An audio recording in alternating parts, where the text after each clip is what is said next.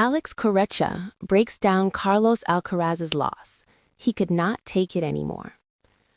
Carlos Alcaraz's unexpected defeat to Sebastian Corda in the third round in Miami has sparked discussion.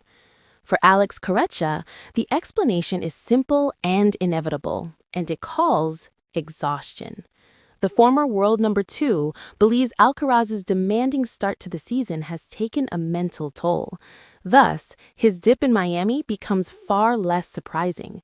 The El Palmar native entered the Indian Wells semifinal with a 16-0 score in 2026. That consistency came at a cost. World number 1 fell to Daniil Medvedev in straight sets and experienced an early defeat in Miami, just like a year ago. Winning continuously always looks spectacular from the outside. However, it leaves little time to recover physically and mentally.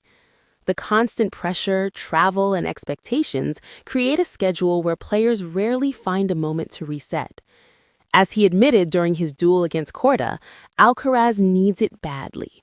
As Alex explained, fatigue had begun to build, and the world's best player reached a temporary limit. However, there's nothing to be concerned about. Corretja framed it as a natural phase in a long season. Sometimes, the intensity becomes overwhelming and performance dips, even when we talk about the best players. Sebastian played at a high level and surprised the favorite with a reliable performance, leaving the 7-time major winner without an answer. After the Australian Open triumph, the Spaniard's early season remains exceptional. His sunshine double defeats do little to change the bigger picture.